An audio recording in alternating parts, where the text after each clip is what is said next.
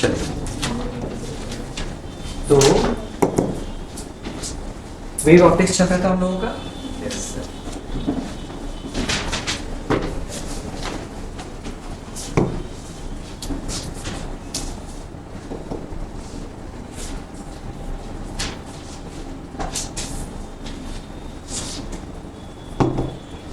कल जो है मैं जल्दी से इसको ना यहाँ से रिवाइज करा दूं। कब कहाँ है?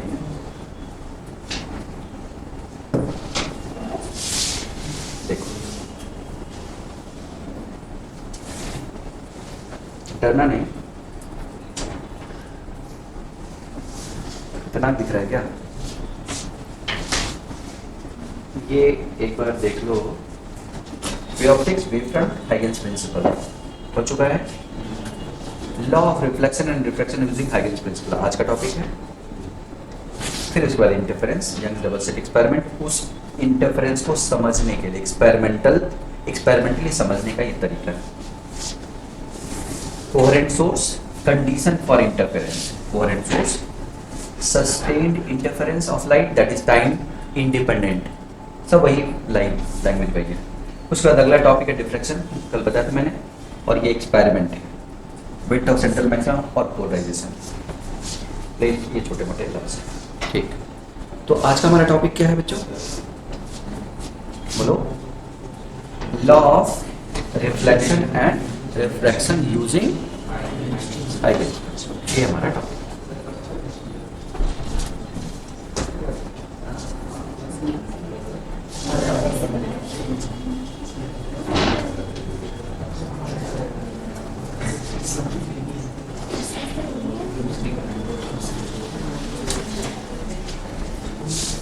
ठीक है, ओके।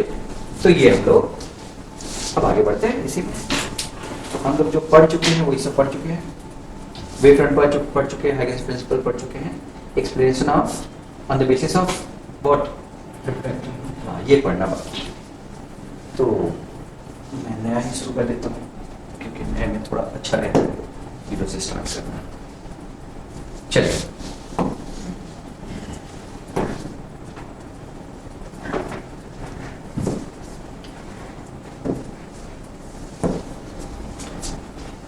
तो हमारा टॉपिक है explanation of law of reflection on the basis of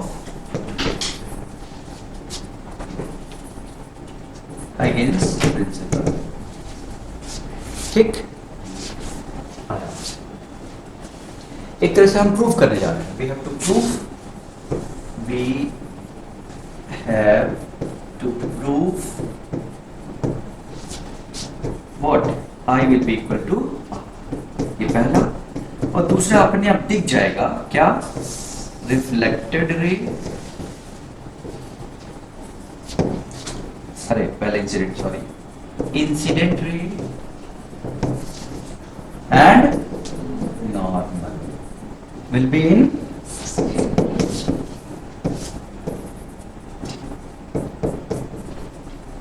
ये है हमारा टॉपिक। तो मेनली ये प्रूव करना, ये तो ऑलरेडी दिखेगा, सही है। तो ये मेन, इसके लिए हम क्या करेंगे, ये है हमारा प्लेन मिरर, ऐसा मान लेते हैं।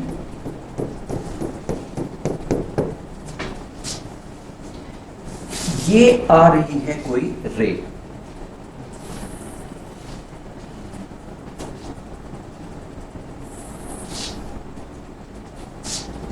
बोलो क्या,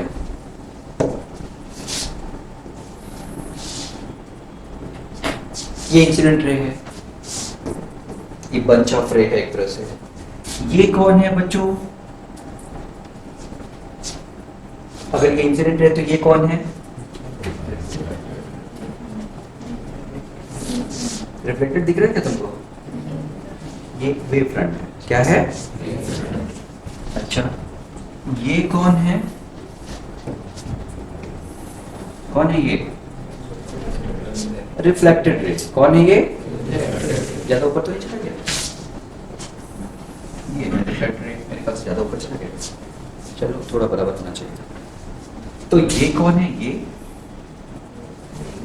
वेव फ्रंट, इसको कहते हैं रिफ्लेक्टेड वेव फ्रंट और इसको कहते हैं इंसिडेंट वेव फ्रंट। ये कौन है?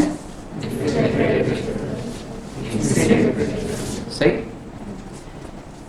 ए बी तक वेव फ्रंट, ए बी तक साथ है, ये दोनों रे ए बी वेव फ्रंट तक साथ है, और बी पहुंच गया बी डैश पे, ए पहुंच गया ए डैश पे, ए डैश बी डैश के बाद साथ गए, खत्म। इंसिडेंट रे के दो एक्सट्रीम पॉइंट्स हम जो देख रहे हैं, एक्सट्रीम रे देख रहे हैं, वो ए बी तक साथ आए और ए डैश बी डैश के बाद साथ चले गए, सही ना? ओके, अब सुनना आराम से।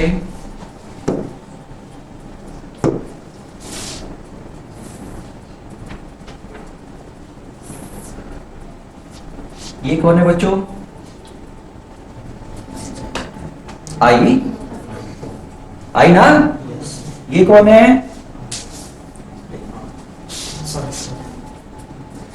ये इंसिडेंट रे है और ये क्या है? Wave front. और वेव फ्रंट इंसिडेंट रे की हमेशा क्या रहती है? परपेंडिकुलर। तो ये पूरा एंगल कितना है? और ये कितना है? तो वो कितना है? अरे कुछ बात समझ में आई? तुमको भी आई पीछे?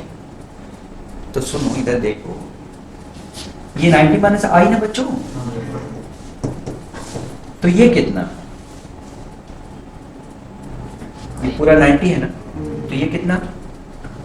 फिर से सुनो, ये देखो फिर से, यहां से ये पूरा क्या बना रहा है? 90, उसका ये पार्ट आई है, तो दूसरा कितना बचा है? अब ये नॉर्मल है और ये सरफेस है, तो पूरा कितना है? 90। तो ये कितना है? तो जो बच गया वो कितना है? अरे कुछ बात समझ में आई? तो ये हो गया 5। क्लियर? ये बताओ ये कौन है? आर। तो ये कौन है? तो ये कौन है? क्लियर? हमें क्या प्रूफ करना है? आई इक्वल टू दो राइट एंगल ट्रायंगल को कॉन्ग्रुएंट प्रूफ करना। एम क्या है? I equal to are proof कर रहे हैं। स्टेप क्या है? दो राइट एंगल ट्रायंगल को कॉन्ग्रुएंट प्रूफ करना है, ये याद कर लो। यानी स्टेप क्या याद रखा? स्कूल लेवल पे आता है, ये बहुत इंपॉर्टेंट है डेरिवेशन के लिए, डिराइव करने के लिए आता है। तो दो राइट एंगल ट्रायंगल को पहचानो कौन सा है, को क्या प्रूफ कर दो? कॉन्ग्रुएंट। याद हुआ? चलो तो अब बताओ कौन से दो राइट एंगल ट्रायंगल दिख रहे हैं तुमको बच्चों? बहुत बढ़िया, A B B dash, triangle A B B dash, और सिमिलर कॉन्ग्रुएंट प्रूफ करने के लिए कुछ नाम अलग तरीके से लिखते हैं ना। ए बी बी डैश किया तो बताओ क्या लिखूं? हाँ कैसे बोलो ना, बी डैश ए डैश बी, ऐसे लिखते हैं ना, तो करस्पॉन्डिंग करोगे। सुना क्या तुमने? हाँ ए है, सॉरी, बी डैश ए डैश ए, सुना क्या सबने बच्चों?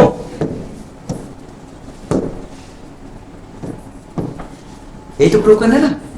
तो in triangle this and this, चलो बताओ।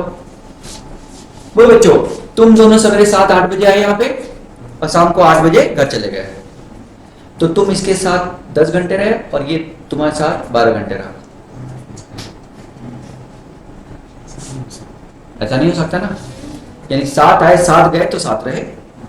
बोलो बच्चों, इसका मतलब कि ए बी तक 7 आए और ए डैश बी डैश के बाद 7 गए, तो बीच में सेम टाइम तक अलग रहे, है कि नहीं? फिर से ए बी तक 7 आए, ए डैश बी डैश में 7 गए, तो फिर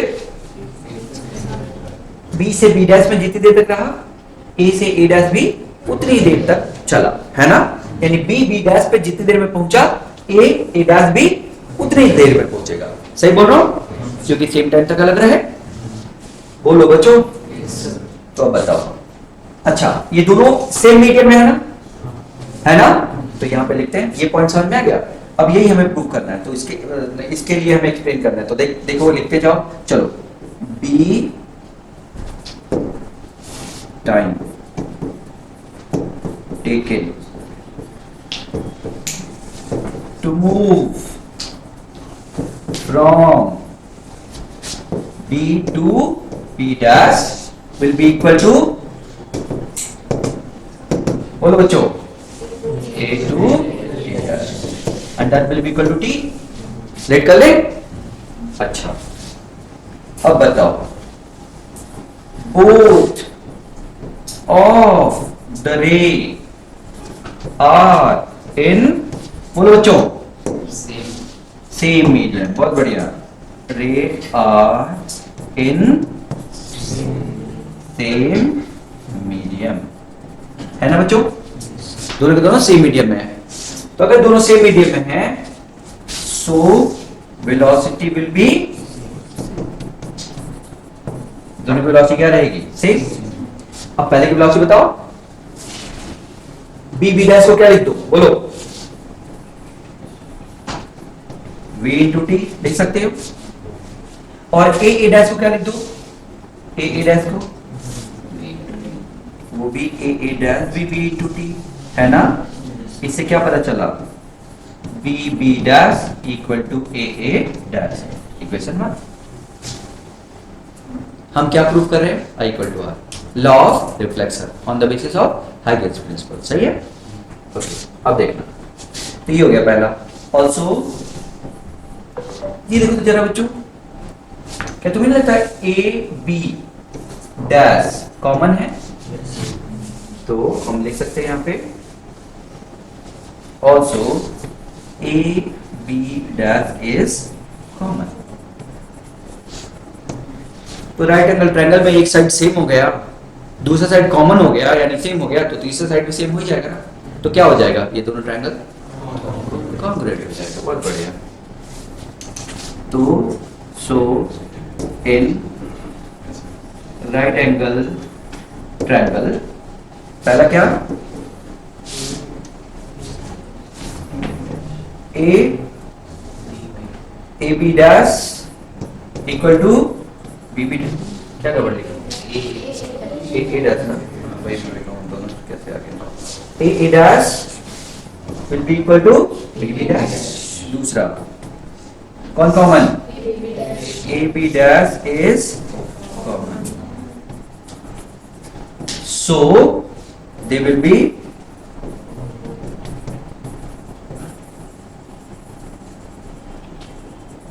कॉन्ग्रुएंट, है ना बच्चों?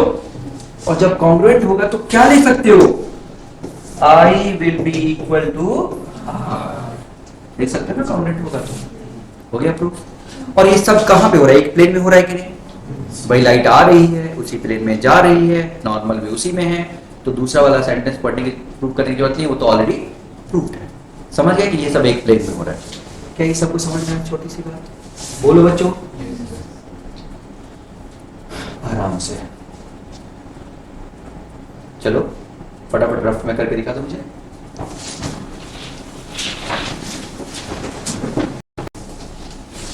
सबको आ गया है?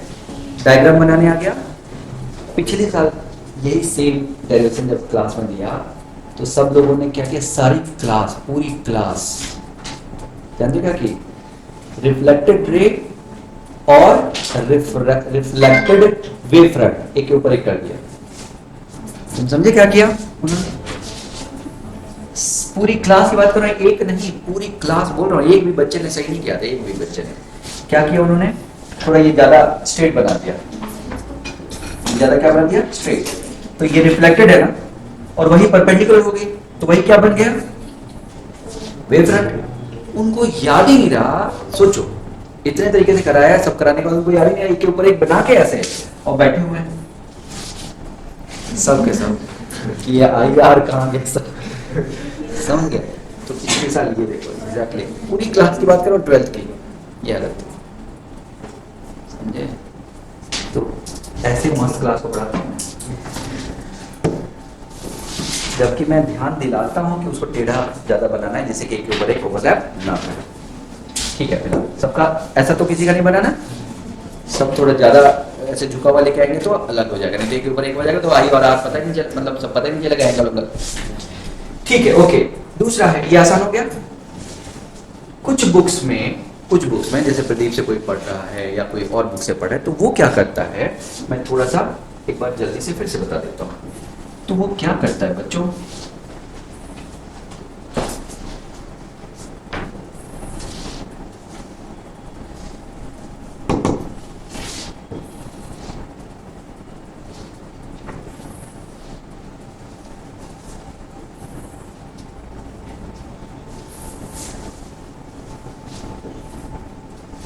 कुछ बुक्स में हमने 2 के लिए प्रूव किया ना, वो एक तीसरे के लिए भी प्रूव करता है।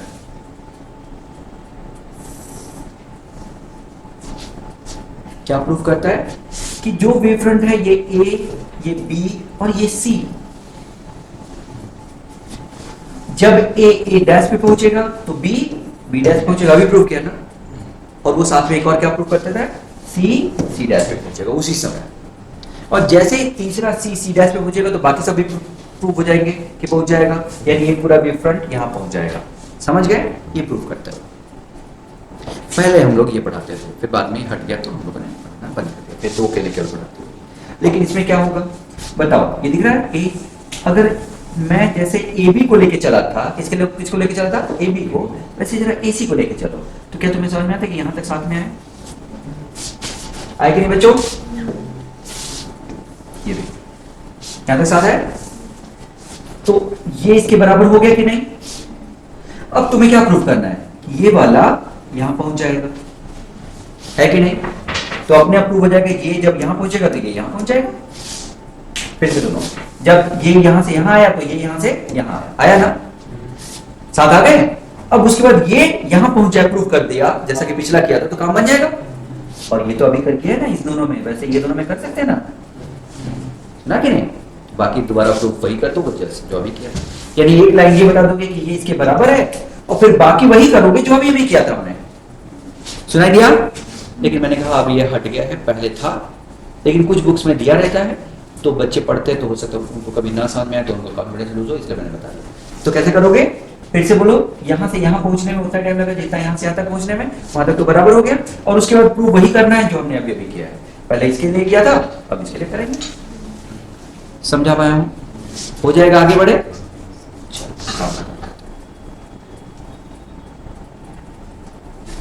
नेक्स्ट है एक्सप्लेनेशन ऑफ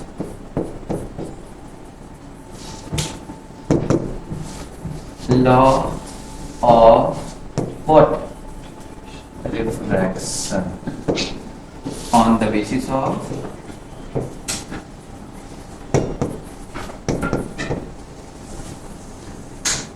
हाइगेन्स प्रिंसिपल के बेसिस पे। चलो अब देखते हैं फिर से आराम से, फिर इसको मैं पूछूंगा तुमसे तो याद कर लो पहले से ही। फिर से ये है इंसिडेंट रे,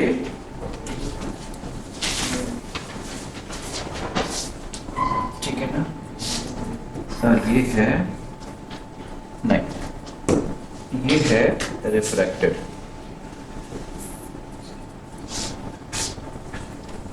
ये इंसिडेंट और ये है तुम्हारे बुक में ये किससे है? Denser to rare to rare to denser, कौन सा है ये रेयर टू डेंसर है कि डेंसर टू रेयर?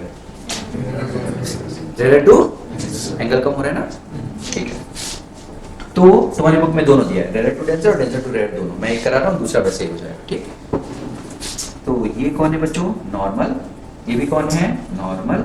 ये कौन है? आई। ये कौन है? आर। आई नहीं है, और ये कौन है? वो आर है ना। यहां से इस पे परपेंडिकुलर ड्रॉप करो, ऐसे यहां पे इस पे परपेंडिकुलर ड्रॉप करो, कर दिया। ये कितना है? आई। तो ये कितना है बच्चों? तो ये कितना है? पक्का? इसको क्या कहेंगे? इंसिडेंट वेव फ्रंट, है ना। और इसको क्या कहेंगे? रिफ्रैक्टेड वेव फ्रंट, है ना। तो इंसिडेंट वेव फ्रंट ये है, ये आई है, ये 90 माइनस आई तो ये आई हो गया। ये आर है, ये 90 माइनस आर तो ये आर हो गया। हो गया ना बच्चों? और हमें क्या प्रूव करना होता है कि sine I upon sine R constant होता है। क्या प्रूव करना होता है? लॉ ऑफ रिफ्रैक्शन यही है ना, sine I upon sine R constant. Tenth में पढ़ा था सबने? ठीक है, ओके ओके ओके। चलो अब नाम लिख देते हैं। ये ए बी तक साथ आए, जब ए डैश पे पहुंचा तो बी कहां पहुंचा? बी डैश पे। पक्का? चलो कौन बताएगा साइन आई? अच्छा ये मीडियम 1 है ना बच्चों, मीडियम 1। वेलोसिटी इसमें कितनी होगी? v1। ये कौन है? मीडियम 2। डिफ्रैक्शन तो हमेशा दो मीडियम में के बीच में होता है ना। और वेलोसिटी कितनी होगी? v2। कोई कंफ्यूजन? यहां तक दोनों साथ आए और यहां के बाद साथ चले गए, तो यहां से यहां जाने में जो टाइम लगा, यहां से यहां जाने में वही टाइम लगा ना? बोलो बच्चों। तो क्या लिखूं? Time taken to move from, बोलो,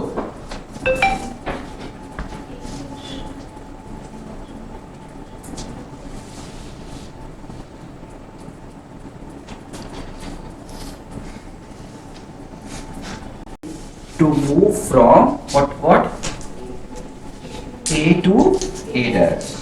A to A dash will be equal to time taken to move from B to B dash. सही है? अच्छा, लेकिन ये है पहले मीडियम में इसलिए वेलोसिटी v1 है, और ये है दूसरे मीडियम में इसलिए वेलोसिटी v2 है। तो कौन बताएगा v डैश कितना हो जाएगा? v डैश, बोलो बोलो, v डैश कितना हो जाएगा? किस मीडियम में? 1 में। और कितना टाइम लिया? t। तो कितना हो जाएगा? v1t। और a डैश कितना हो जाएगा बच्चों? है ना? अच्छा, तो साइन आई कितना हो जाएगा बच्चों? साइन आई, चलिए बताइए, साइन आई कितना हो जाएगा? Sine I perpendicular upon hypotenuse, तो कितना? B dash upon A B dash upon A B dash. और साइन आर कितना हो जाएगा? बी बी डैश कितना था बच्चों? b1 into T upon A B dash. और ये कितना हो जाएगा? A dash upon A B dash, यही ना? दैट इज b2t अपॉन, सही ना? अब मैंने क्या कहा, दोनों का रेशियो क्या होना चाहिए? कांस्टेंट। दोनों का रेशियो क्या होना चाहिए? कांस्टेंट। तो ये काट दो, क्या बच जाएगा? v1 अपॉन v2, और v1 अपॉन v2 तो कांस्टेंट है ना बच्चों? हाँ, ये हो गया काम। ठीक, प्रूव हो गया। अब देख लो आराम से, इतना से क्या किया हमने? सबसे पहले डायग्राम इंपॉर्टेंट है। ये इंसिडेंट रे है और ये है इंसिडेंट वेव फ्रंट। ये रिफ्लेक्टेड रे है और ये है reflected wave front. Incident wave front angle कितना बना रहा है? आई। रिफ्लेक्टेड वेव फ्रंट एंगल कितना बना रहा है? आर। साइन आई की वैल्यू है perpendicular upon hypotenuse, sine R की वैल्यू है परपेंडिकुलर अपॉन हाइपोटेन्यूज। सॉल्व कर लो, काम खत्म। कोई प्रॉब्लम? ठीक है, हो जाएगा। तो ये दो डेरिवेशंस हमारे हो गए।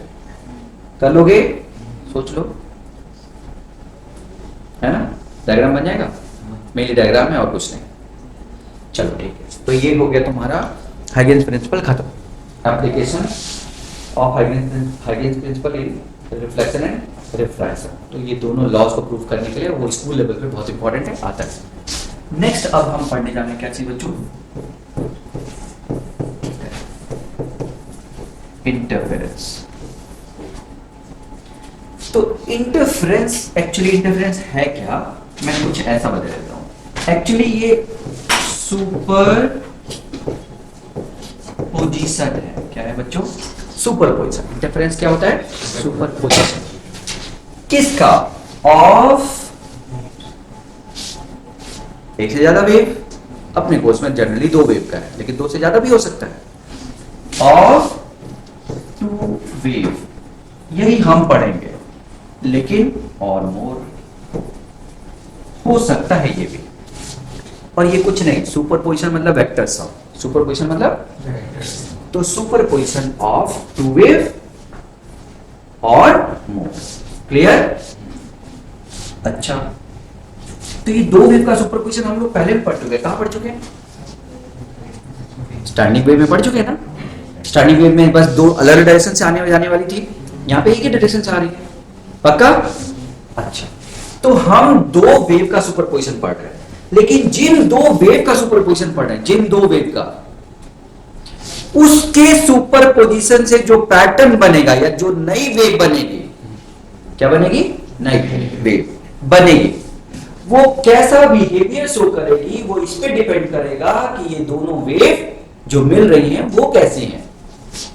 पता नहीं क्या बोल रहे हैं, क्या मतलब? हम सुपरपोजिशन की बात कर रहे हैं ना, तो सुपरपोजिशन ऑफ टू वेव कैसा बिहेवियर शो करेगा, इससे जो रिजल्ट आएगा उसका बिहेवियर क्या होगा, ये इस पे डिपेंड करेगा कि कंडीशन क्या थी। कैसी कंडीशन? कि जो दो वेव आपस में मिल रही हैं वो सेम फ्रीक्वेंसी की है कि डिफरेंट फ्रीक्वेंसी की। अरे कुछ समझ में आया? जो दो वेव आपस में मिल रही है वो सेम फ्रीक्वेंसी की है कि डिफरेंट फ्रीक्वेंसी की? कोई दिक्कत? अच्छा, उसमें भी दो चीज है, वो जो दो वेव मिल रही है आपस में वो मूविंग फ्रॉम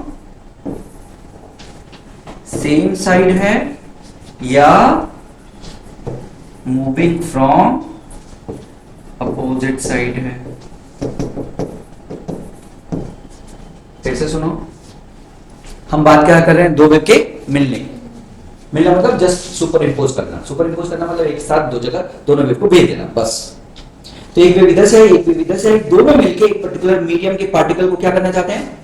डिस्प्लेस करना चाहते हैं। क्या करना चाहते हैं? तो उस पार्टिकल का जो डिस्प्लेसमेंट होगा वो इन दोनों वेव से मिलके नई जो वेव बनेगी उसके कारण होगा। एक वेव इधर है, एक वेव इधर है, दोनों वेव मिलने से एक नई वेव बनी। क्या बनी? उस नई वेव की प्रॉपर्टी के बेसिस पे हम बोलेंगे कि पार्टिकल का डिस्प्लेसमेंट कितना हुआ। सुनाई दिया? तो दो वेव के मिलने से क्या क्या बनने वाला है? नई वेव। तो वो नई वेव जो बनने वाली है वो कैसी बनने वाली है? वो वेव नई जो है वो प्रोग्रेसिव है, स्टैंडिंग है या बीट है? मैंने भी थोड़ा बात कर चुके इसमें। यानी दो वेव के मिलने से जो नई वेव बन रही है वो अगेन एक प्रोग्रेसिव वेव है, यानी जो प्रोग्रेस कर रही है, या स्टैंडिंग वेव है जैसा कि हमने पढ़ा था, या कहीं बीट फॉर्मेशन तो नहीं हो रहा है। समझ गए? ये सब डिसाइड कौन करेगा? कंडीशन। कंडीशन। तो दोनों की फ्रीक्वेंसी क्या होगी? सेम या दोनों की फ्रीक्वेंसी क्या होगी? डिफरेंट। दोनों एक ही तरफ से आ रही है या दोनों अपोजिट तरफ से आ रही है कि नहीं? यहां पे चाहे एक ही तरफ से है चाहे अपोजिट, हमारी तरफ से, हमारे कोर्स में एक ही तरफ से है। तो मूविंग फ्रॉम सेम साइड। तो बच्चों यहां पे क्या बनता है? बताएगा? बीट बनता है। इसको कहते हैं बीट फॉर्मेशन। क्या कहते हैं इसको? Beat formation. सही है? और यहां पे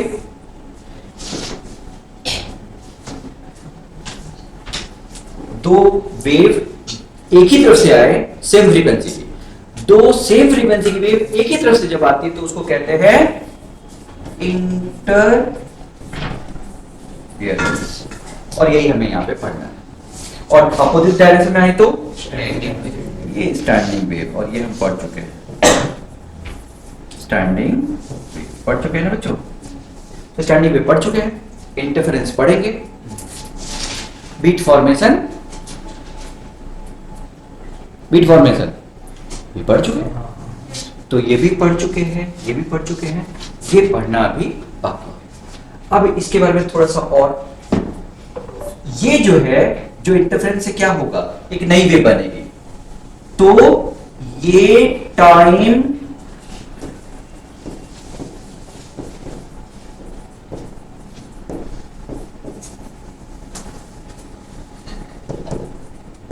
टाइम इंडिपेंडेंट फिनोमेना होगा। कैसा फिनोमेना होगा? और ये जब फ्रीक्वेंसी सेम है ना, तो ये भी क्या होगा? टाइम इंडिपेंडेंट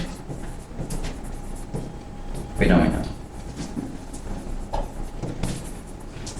यानी टाइम के साथ इसकी प्रॉपर्टीज नहीं बदलेगी। टाइम के साथ प्रॉपर्टीज मतलब कौन होता है? एनर्जी, एम्पलीट्यूड, फ्रीक्वेंसी, ये सब नहीं बदलेगा। सुनाई दिया? फिर से बोलो। दो वेव मिल रही है, उनकी फ्रीक्वेंसी क्या है? सेम या डिफरेंट? अगर सेम फ्रीक्वेंसी की दो वेव आपस में मिल रही है तो सेम साइड से मिल रही है कि डिफरेंट साइड से? सेम साइड से मिल रही है तो इंटरफेरेंस बनेगा टाइम इंडिपेंडेंट फिनोमेना, और एक नई वेव। कैसी वेव? प्रोग्रेसिव। और जब अपोजिट साइड से मिलेंगे तो अगेन टाइम इंडिपेंडेंट फिनोमेना ही है, लेकिन कैसा वेव बनेगा? स्टैंडर्ड। पक्का? और इस कंडीशन में क्या बनेगा? बीट। और बीट का मतलब क्या होता है? Time dependent. फिर से बोलो, क्या बोला मैंने? पूरा सोचो अपनी तरफ से।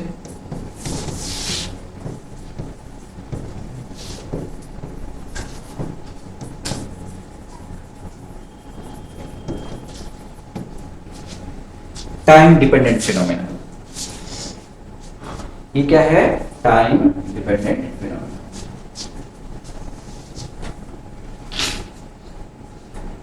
टाइम के साथ चीजें बदलेंगी। टाइम के साथ एम्पलीट्यूड बदलेगा यहां पे, तो एनर्जी भी बदलेगी। जबकि टाइम के साथ यहां पे कोई चेंज नहीं होगा, यानी फ्रीक्वेंसी जब सेम होती है तो टाइम के साथ चेंज नहीं होता, चाहे सेम डायरेक्शन में है चाहे अपोजिट। टाइम के साथ ये चेंज नहीं होगा। इसको हम कहते हैं, वहां पे एक टर्म लिखा था, तुमने ध्यान से सुना होगा तो, सस्टेन्ड इंटरफेरेंस। सस्टेन्ड वहां पे लिखा था ना शुरू में, सस्टेन्ड फिनोमेना। सस्टेन्ड मतलब जो टाइम के साथ क्या होता है? ना चेंज हो। सही? सस्टेन्ड कहां सुना है? कहीं टर्म सुना है? सस्टेन्ड कहां सुना है? सस्टेन्ड कहीं तो सुना है? जज को बोलते हो पिक्चरों में, ऑब्जेक्शन यूर सस्टेन। सुना है? जैसे एक वकील कुछ बोल रहा है और दूसरा कह रहा है कि ये सही नहीं बोल रहा है, तो जज बोलता है क्या? सस्टेन, यानी सही बात है, इस समय ये रिलेवेंट नहीं है, मत बोलो, ऐसा। या ऑब्जेक्शन ओवर रूल, ऐसा बोलता है ना।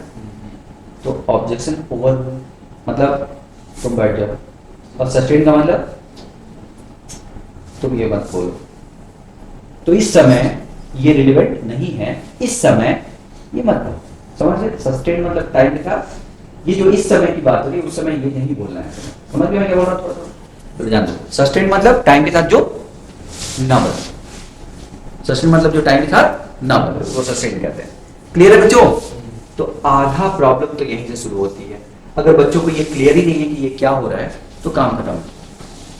तो पहले तो वेव के मिलने से हो क्या सकता है वो ये है। तो दो वेव के मिलने से क्या क्या हो सकता है तुम समझ रहे हो, है ना? दो वेव के मिलने से क्या क्या हो सकता है समझ रहे हो? दो वेव जो मिलने वाली दोनों की फ्रीक्वेंसी सेम हो सकती है या डिफरेंट हो सकती है, और कुछ हो सकता है क्या? तो एक तरफ से आ सकती है, डिफरेंट साइड से आ सकती है, हो सकता है और कुछ नहीं। जब फ्रीक्वेंसी सेम है, चाहे सेम तरफ से आए चाहे अपोजिट तरफ से आए, टाइम डिपेंडेंट फिनोमेना बनता है, यानी जो भी होगा वो टाइम के साथ बदलेगा नहीं। मैं वेव की बात नहीं कर रहा हूं कि वेव टाइम के साथ बदलेगी, उसका प्रॉपर्टी कौन है? एम्पलीट्यूड, एनर्जी, ये टाइम के साथ नहीं बदलेगी, याद रहेगा। और अगर डिफरेंट फ्रीक्वेंसी के टाइम के साथ बदलेगी, याद रहेगा। तो ये है तुम्हारा इंटरफेरेंस। एक्चुअली जो पढ़ रहे हैं वो नहीं बल्कि सुपरपोजिशन, और सुपरपोजिशन में एक केस आता है कौन? इंटरफेरेंस। क्या आता है? सबको समझ में आया कि हम इंटरफेरेंस जो पढ़ने जा रहे हैं एक्चुअली है क्या? इंटरफेरेंस दो वेव का सुपरपोजिशन। सुपरपोजिशन मतलब मिक्सिंग है। मिक्सिंग ना बोल के सुपरपोजिशन तब बोला जाता है जब दो वेक्टर्स को जोड़ा जाता है। क्या जोड़ा जाता है? जब दो वेक्टर को आपस में जोड़ोगे तो सुपरपोजिशन कहलाएगा, याद रहेगा। कहीं पे भी दो वेव को जोड़ोगे सुपरपोजिशन, दो एसएम को जोड़ोगे सुपरपोजिशन, दो एसी को जोड़ोगे सुपरपोजिशन। अल्टरनेटिंग करंट वो भी वेक्टर की तरह काम करता है। तो सुपरपोजिशन किसको कहा जाता है? दो वेक्टर को। इवन इलेक्ट्रिक फील्ड किसी जगह पे, एक चार्ज के कारण इलेक्ट्रिक फील्ड, दूसरे चार्ज के कारण इलेक्ट्रिक फील्ड, तीसरे चार्ज के कारण इलेक्ट्रिक फील्ड, सारी इलेक्ट्रिक फील्ड को जोड़ोगे वो वेक्टर है, तो भी क्या कहलाएगा? सुपरपोजिशन। सुपरपोजिशन कब टर्म यूज किया जाता है? वेक्टर सम को सुपरपोजिशन याद रहेगा। यानी आज के बाद कभी भी सुपरपोजिशन बोले तो वेक्टर सम की बात होगी, पक्का? तो अब हम इसमें क्या पढ़ने जा रहे हैं? सेम फ्रीक्वेंसी सेम साइड, ये पढ़ने जा रहे हैं।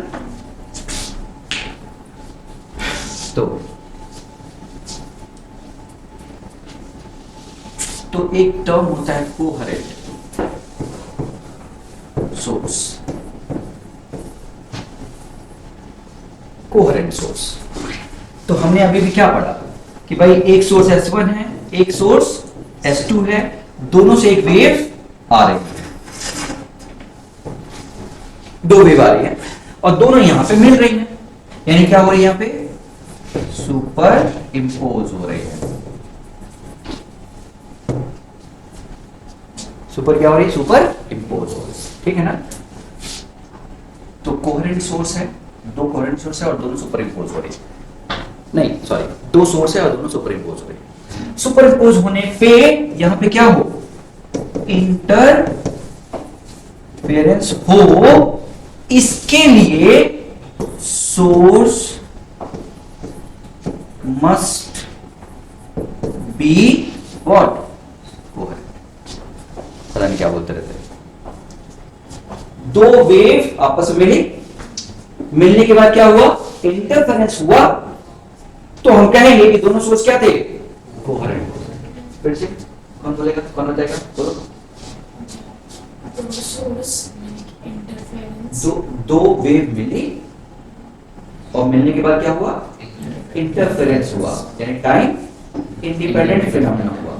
तो वो दोनों सोर्स जहां से दो वेव आ रही होंगी वो क्या रही होंगी? कोहेरेंट। दो सोर्स कोहेरेंट कब कहलाएंगे? जब उनसे आने वाली वेव मिलने के बाद क्या शो करे? टाइम। तो इसका मतलब है कोहेरेंट सोर्स इंटरफेरेंस की कंडीशन है। इसका मतलब कोहेरेंट सोर्स इंटरफेरेंस की कंडीशन है।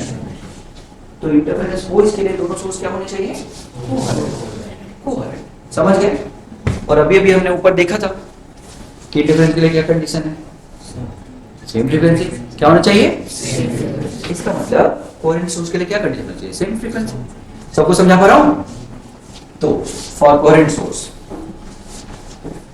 फॉर दिस, पहला frequency must be same.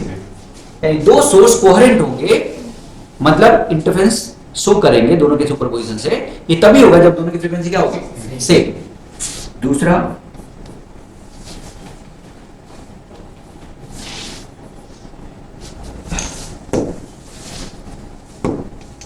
Wave must be continuous. Wave क्या होनी चाहिए? कंटिन्यूअस। दो वेव क्या होनी चाहिए? कंटिन्यूअस। का मतलब क्या है? एक वेव इधर से आई, एक वेव इधर से आई, दोनों की फ्रीक्वेंसी क्या थी? सेम। वो तो ठीक है, लेकिन मान लो इधर से आने वाली वेव थोड़ी देर में टूट गई तो डिसकंटिन्यूअस हो गई, तो वहां पे जो सुपर इंपोज हो रहा था वो तो खत्म हो गया ना। तो क्या इंटरफेरेंस बनेगा?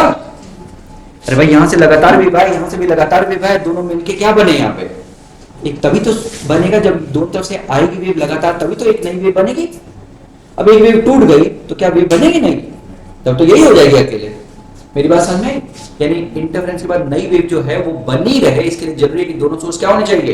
कंटिन्यूअस। तो एक कंडीशन थी ओमेगा 1 इक्वल टू ओमेगा 2 और दूसरा क्या कंडीशन था? कंटिन्यूअस होना चाहिए। डिसकंटिन्यूअस है तो कहां हो जाएगा? थोड़ी देर में टूट जाएगा, तो फिर एक ही वेव बच जाएगी। कुछ समझ में आया क्या बच्चों?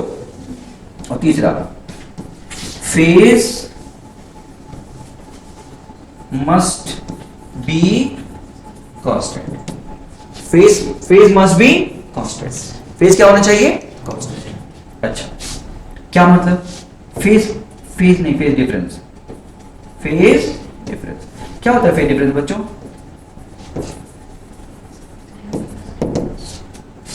क्या होता है? फेज डिफरेंस कल बताया था मैंने, ओमेगा 1t माइनस, ये डिफरेंस ना, कल बताया था ना, omega 1 minus omega 2 into T, ये तो फेज डिफरेंस है। तो बताइए कांस्टेंट कब होगा? ये क्वांटिटी कांस्टेंट कब होगी? सोच के बताओ।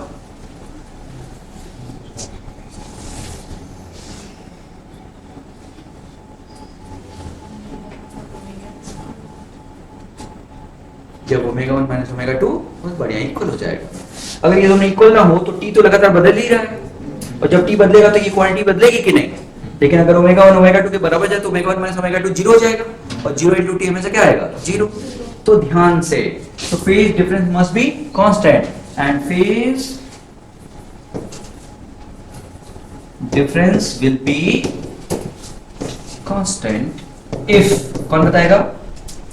Omega 1 will be equal to omega 2, that is omega 1 minus omega 2 into t must be equal to 0।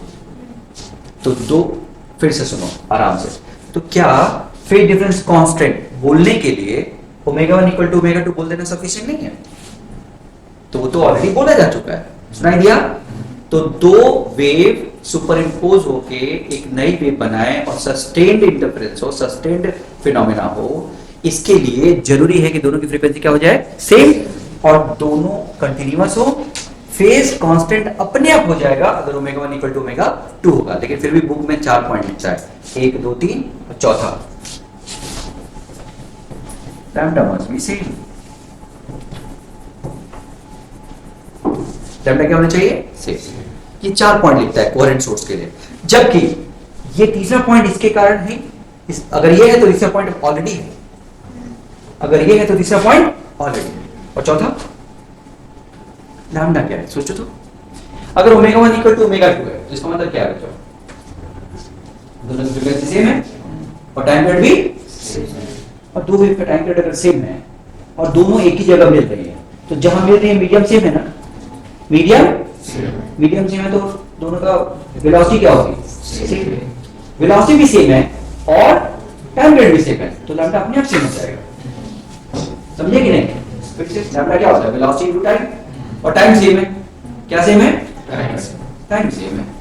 तो टाइम सेम है और वेलोसिटी भी सेम है, तो दोनों का प्रोडक्ट क्या होगा? सेम हो जाएगा, तो लैम्डा सेम हो जाएगा। इतनी देर से क्या बता रहा हूं, तो बताएगा मुझे फाइनली इतनी देर से डिस्कशन क्या कर रहा हूं? कोहेरेंट सोर्स की कितनी कंडीशन लिखते हैं?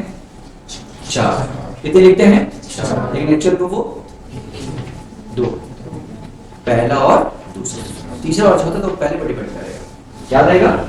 तो अगर चारों आता है तो तुम्हें समझ में आना चाहिए कि 4 तो लिखना ठीक है, लेकिन वो 4 में से 2 आखिरी वाले वो पहले को ही रिप्रेजेंट कर रहे हैं, पहले वाले कंडीशन के लिए ही है ना?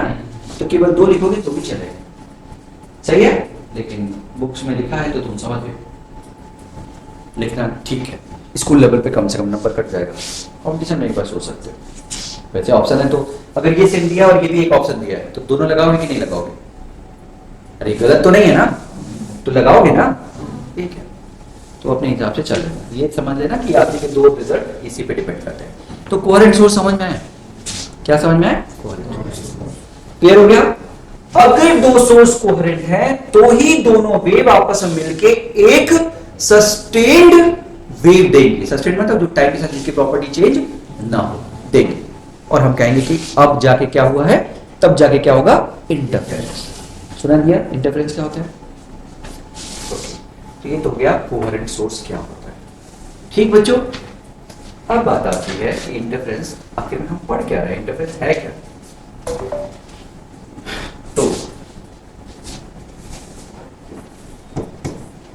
एनालिटिकल मेथड,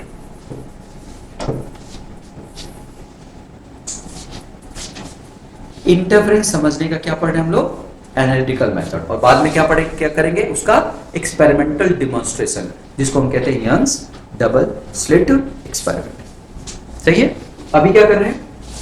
एनालिटिकल मेथड, यानी एक तरह से हम एनालिसिस करना चाहते हैं कि इंटरफेरेंस कैसे हो रहा है, उसका मैथमेटिकल एक्सप्लेनेशन करना चाहते हैं, ठीक है ना?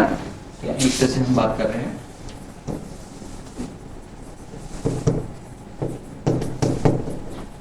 मैथमेटिकल एक्सप्लेनेशन की बात कर रहे हैं, ठीक? तो चलो, हम टॉपिक का नाम क्या था हमारा? इंटरफेरेंस। इंटरफेरेंस में हम क्या पढ़ने वाले हैं? फाइनली पढ़ने क्या वाले हैं? 2 वेव का सुपरपोजिशन। क्या पढ़ने वाले हैं? जिनकी फ्रीक्वेंसी आपस में क्या रहेगी? सेम, और फेज डिफरेंस क्या रहेगा? कांस्टेंट, है ना? तो लेट y1 पहला वेव है a1 sin ओमेगा 1t, पहली वेव है। किसी x इक्वल टू 0 पे ले लिया हमने। कहां पे ले लिया? x equal to 0। अरे वेव तो omega T minus K x होता है ना, तो कहां पे ले लिया? x equal to 0। और दूसरी वेव क्या है?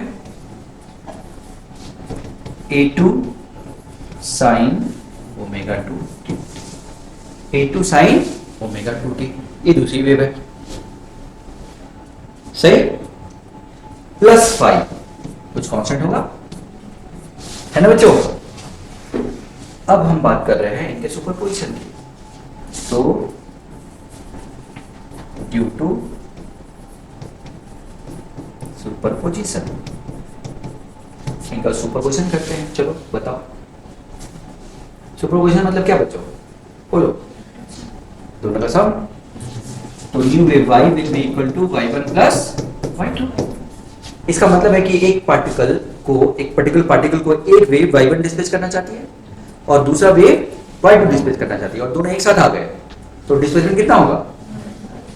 पक्का ना? ओके, तो चलो बताओ, y इक्वल टू y1 कितना था? y1 a1 sin omega 1t, omega t, omega 1 नहीं ओमेगा t, क्योंकि ओमेगा तो सेम है। और दूसरा क्या है? a2 sin plus 5। अरे यही ना बच्चों, ठीक है। अब इन दोनों को सॉल्व करके हमें क्या करना पड़ेगा? सिंगल फंक्शन बनाना पड़ेगा, क्योंकि हमें एक वेव चाहिए, एक सिंगल वेव चाहिए ना। कैसे बनाओ बच्चों? क्या करूं? इसको मैथमेटिकली सॉल्व करना है। बोलो क्या करूं? इसको सॉल्व करके single a sin omega t type बनाना है। ये और ये को मिला के एक single a sin omega t बनाना है। कौन बताएगा? मैथ्स। चलो a1 sin ओमेगा t रहने देते हैं, और a2 sin a cos b plus a2 cos a sin b। तो ये तो करोगे, और तो कुछ है नहीं अपने पास करने को। अच्छा, अब ये देखो sin ओमेगा t, ये भी कौन है? इधर देखना तो, sin ओमेगा t एक जगह कर ले, अंदर क्या बचेगा? a1 plus a2 cos phi, ये बचेगा। बोलो बच्चों। और दूसरा क्या बचेगा? sin a cos omega t into sin phi। कुछ पहचाने में दिख रही है क्या? नहीं, ये कांस्टेंट है कि वेरिएबल है? कांस्टेंट है। और ये भी, इसको कुछ नाम दे दो, ए कैपिटल ए, इसको नाम दे दो बी। तो किस टाइप का इक्वेशन है? A sine omega T plus B cos omega T. और ऐसा इक्वेशन कहीं देखा है? कहां देखा है? 100 जगह। डिफरेंशियल इक्वेशन आखिरी क्वेश्चन, ट्रिग्नोमेट्रिकल इक्वेशन आखिरी क्वेश्चन देखा है ना तुम्हारे में? एनसीईआरटी का क्वेश्चन है भाई। अरे बोलो बच्चों, यानी इसको हमने क्या मान लिया? ए लेट कर लें? बोलो बच्चों, लेट ए। अलग से भी लिख सकता था, मैं यहीं पे लिख रहा हूं। और इसको क्या कर लिया? लेट बी, है ना बच्चों? अरे बोलो। अच्छा चलो, तो y इक्वल टू, बोलिए, y equal to A sine omega T plus B cos omega T. इसको सिंगल फंक्शन बदलने के लिए क्या करते हैं? याद है क्या कुछ किसी को? बहुत बढ़िया, बहुत बढ़िया। अंडर रूट ए स्क्वायर प्लस बी स्क्वायर से डिवाइड कर लेते हैं, करते हैं ना? बोलो बच्चों। और ए स्क्वायर प्लस बी स्क्वायर से मल्टीप्लाई कर लेते हैं। मल्टीप्लाई डिवाइड कर लिया। अब देखना, साइन के साथ वाले को कॉस मान ले और कॉस के साथ वाले को साइन। क्यों? क्योंकि ये देखो, साइन के साथ जो है तो उसको हम बेस कर लेते हैं ये ए, और इस कॉस के साथ जो है उसको परपेंडिकुलर कर लेते हैं। तो ये अपने आप क्या हो जाएगा, A square plus B square under root हो जाएगा ना। और अगर मैं इसको फाइव थीटा मान लूं, क्या मान लूं, थीटा, तो बताओ इसको क्या लिख सकते हो, ए अपॉन ये कॉस थीटा ना।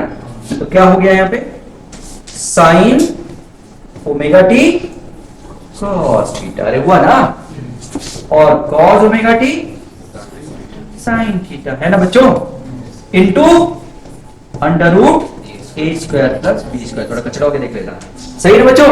और ये कौन है, यानी इसको हम किसी में बदल दिए, A square plus B square under root sine omega T plus, कोई प्रॉब्लम, आराम से। अब जरा इसको खतरनाक वाला जो दिख रहा है उससे दूर हो जाओ, तो वापस रास्ता क्यों देखो, रास्ता मैथ मत देखो, पूरा रास्ता देखो। एक wave a1 sin omega T थी, एक wave a2 sin omega T plus 5 थी, दोनों को तुमने जोड़ दिया, जोड़ने से मिला एक नया वेव, कितना, a1 square plus a2 b1 a square plus b square under root sin omega T plus 5, जहां पे a square plus b square इसका एम्पलीट्यूड है। यानी इन दोनों के मिलने से मैथमेटिकली हमने प्रूव किया कि एक नई वेव बनी जिसका एम्पलीट्यूड अलग है और फ्रीक्वेंसी सेम है, लेकिन फेज कुछ अलग है। कुछ नई फेज में एक नई वेव बनी कि नहीं, एम्पलीट्यूड कितना है उसका समझ में आया, तो नया एम्पलीट्यूड क्या हो गया, न्यू एम्पलीट्यूड, बोलो न्यू एम्पलीट्यूड। ए और बी की वैल्यू रख दो, ए कितना है देखो, a1 plus a2 cos theta और a2 sin थीटा, यही ना। तो ए की वैल्यू क्या रखोगे, a1 का square a2 square cos square theta 2a1 a2 cos theta, अरे a square plus b square plus 2ab cos theta, यही ना। बोलो बच्चों, बोलो बोलो, हाँ आगे, प्लस दूसरा क्या था, a2 square sine square theta, ये सब रूट में ना बच्चों। और ये कौन है, और ये बहुत फेमस इक्वेशन कहीं दिख रहा है, क्या पढ़ा था तुमने, a स्क्वायर प्लस b था a1 का square plus a2 square plus 2a1 a2, सुना क्या सबने, पक्का। इसका मतलब दो वेव के मिलने से एक नई, ये थीटा नहीं फाई है, फाई है ना, फाई, थीटा नहीं है, फाई है, फाई ना ऊपर देखो। इसका मतलब अब जल्दी से इसको इजी बनाओ, इजी, मैथ से थोड़ा कचरा हो गया ना, तुम फिर से लो। एक वेव है a1 sin ओमेगा टी, दूसरा वेव है a2 sin omega T plus 5, दोनों को तुमने सुपर इम्पोज कर दिया और मैथमेटिक्स कर लिया। उससे जो नई वेव बनी वो बनी नया a sin omega T plus theta, ये तो नया वेव बनी। और नई वेव का एम्पलीट्यूड कितना बना, a square plus b square plus 2ab, a square plus b square plus 2ab cos 5, ये तो बना ना, बस ये, कोई प्रॉब्लम, सुनाई दे रहा है ये। अब ये है कौन सा मेथड, एनालिटिकल मेथड, कौन सा मेथड, लेकिन ये क्या है, वेक्टर सम, क्या है ये, तो अगर ये वेक्टर सम ही है तो क्यों ना हम यही करें,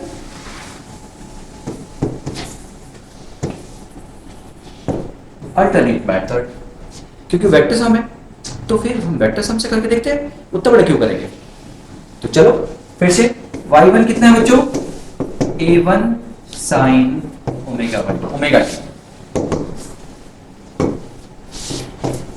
y2 कितना है, a2 sin omega T plus 5, यही ना। और इनका वेक्टर सम करना है, तो कौन बताएगा, वेक्टर सम करना है तो तुम मुझे बताओ, इसका एम्पलीट्यूड कितना है a1 और कितने फेज पे, तो क्या ये वेक्टर है हमारा जो कितने फेज पे है, ओमेगा टी, फेज समझ रहे हो, और एम्पलीट्यूड कितना है a1, और ये कितने फेज पे है, यानी ओमेगा टी से कितना आगे, यानी ओमेगा टी से फाई आगे, ये ओमेगा टी वाली लाइन है ना, इसे कितना आगे फाई, और कितने एम्पलीट्यूड का a2। तो एक वेक्टर ये है, एक वेक्टर ये है, तो दोनों के मिलने से एक नया वेक्टर बनेगा कि नहीं, बनेगा नहीं ये, तो यही तो नया एम्पलीट्यूड होगा, और एंगल कितना होगा ओमेगा टी प्लस फाई, नहीं ये थीटा है ना, एक वेक्टर ये है, एक वेक्टर ये, दोनों को जोड़ने से ये आया, मान लो एंगल थीटा है, तो ये किस एंगल पे आया और कितने एम्पलीट्यूड का आया, इन दोनों के रिजल्टेंट से। और तुम्हें याद है एक वेक्टर a1 एक वेक्टर a2 है, दोनों के बीच का एंगल फाई है, तो एम्पलीट्यूड कितना आता था याद करो, a1 का स्क्वायर प्लस a2 का square plus 2a1 a2 cos phi आता था ना, एक लाइन में आंसर है। अब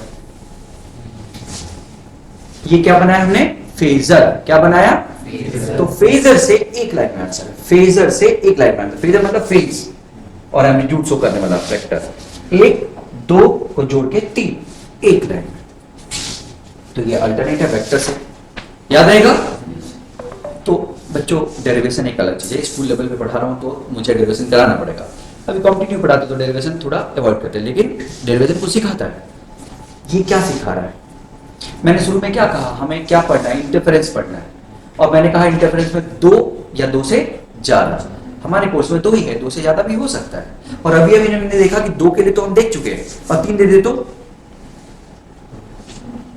दो वेक्टर के सामने एक और रख दो और तीसरा निकाल लो।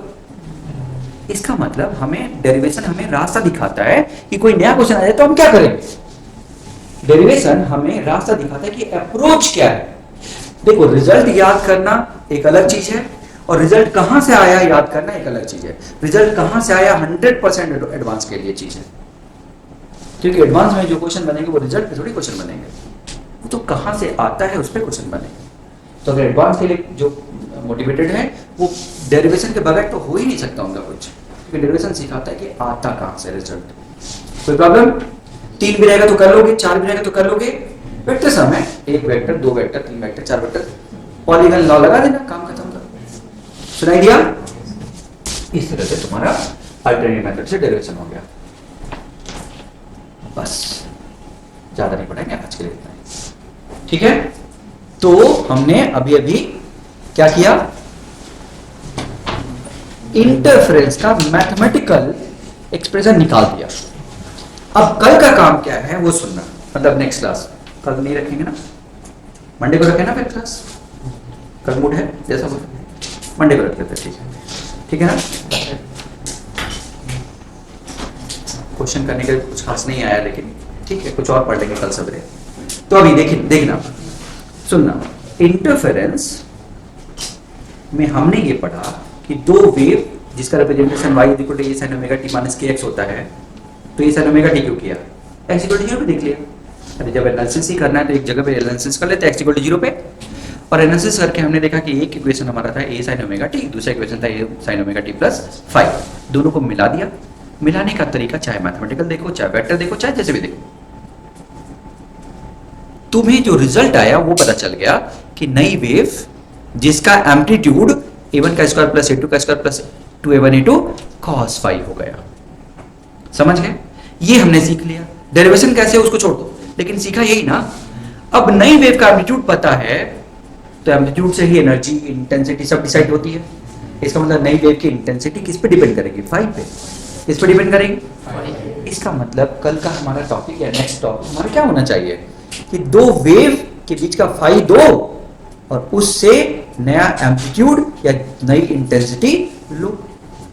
टॉपिक क्या होगा, क्वेश्चन किस पे बनेगा, एक वेक्टर है जिसका एम्पलीट्यूड a1 है, वेव है, दूसरा वेव है जिसका एम्पलीट्यूड a2 है, दोनों के बीच का फेज कितना है, फाई है। बताओ नई वेव का एम्पलीट्यूड कितना होगा, मैक्सिमम एम्पलीट्यूड कितना हो जाएगा, मिनिमम एम्पलीट्यूड कितना हो जाएगा, फाई की वैल्यू बदलते जाओ। तुम समझ गए क्वेश्चन कैसे बनेंगे। बस तीन वेव दे दिया, उनके मिलने से क्या होगा, तो अब क्वेश्चन क्या बनेगा समझ में आया। अब ये क्वेश्चन बनेगा, मैक्सिमम एम्पलीट्यूड कितना होगा, और इंटेंसिटी एम्पलीट्यूड के स्क्वायर के बराबर होती है, कितनी होती है, स्क्वायर के प्रोपोर्शन, स्क्वायर के, तो a का स्क्वायर प्रोपोर्शनल टू इंटेंसिटी होता है। तो अगर कोई कहे कि इंटेंसिटी कितनी हो जाएगी, मैक्सिमम इंटेंसिटी कितनी हो जाएगी, a1 a2 बराबर है तो एम्पलीट्यूड कितना हो जाएगा, समझ गए कैसे क्वेश्चन बनेंगे? यानी अब सारा क्वेश्चन केवल वेक्टर का है। हमने एक वेक्टर रिजल्ट निकाला, a1 का स्क्वायर प्लस a2 का square plus 2a1 into cos 5, ये वेक्टर रिजल्ट निकाल दिया, खत्म। क्वेश्चन क्या बनने वाला है? a1 a है, a2 भी a है, दोनों के बीच का एंगल 60 है, बताओ एम्पलीट्यूड कितना होगा, इंटेंसिटी कितनी होगी? इंटेंसिटी एम्पलीट्यूड के स्क्वायर का क्वेश्चन हो तो इंटेंसिटी कितनी होगी? समझ गए? तीन वेक्टर अलग अलग दे दिया तो एम्पलीट्यूड कितना होगा, तो इंटेंसिटी कितनी होगी, मैक्सिमम इंटेंसिटी कितनी होगी, मिनिमम इंटेंसिटी कितनी होगी, यानी दोनों वेव चाहे जिस फेज में मिले मिनिमम कितनी होगी और मैक्सिमम कितनी होगी। मैक्सिमम होने के लिए फेज क्या होना चाहिए, मिनिमम होने के लिए फेज क्या होना चाहिए, यानी इसी मैथ जो रिजल्ट निकला इसी को पूरा एक्सप्लोर करना है बस। समझ गए? अगला टॉपिक है, और फिर इसी चीज को जो हमने एक्सप्लोर किया उसको एक्सपेरिमेंटली डिमॉन्स्ट्रेशन करेंगे, उसका एक्सपेरिमेंटल डिमॉन्स्ट्रेशन करेंगे जिसको हम कहते हैं यंग्स डबल स्लिट एक्सपेरिमेंट। बस इतना ही था, और जो एक्सपेरिमेंटल डिमॉन्स्ट्रेशन है उसमें कुछ रिजल्ट्स है, दो चार उसके रिजल्ट्स पढ़ेंगे उसका। समझ गए? तो आज के लिए इतना।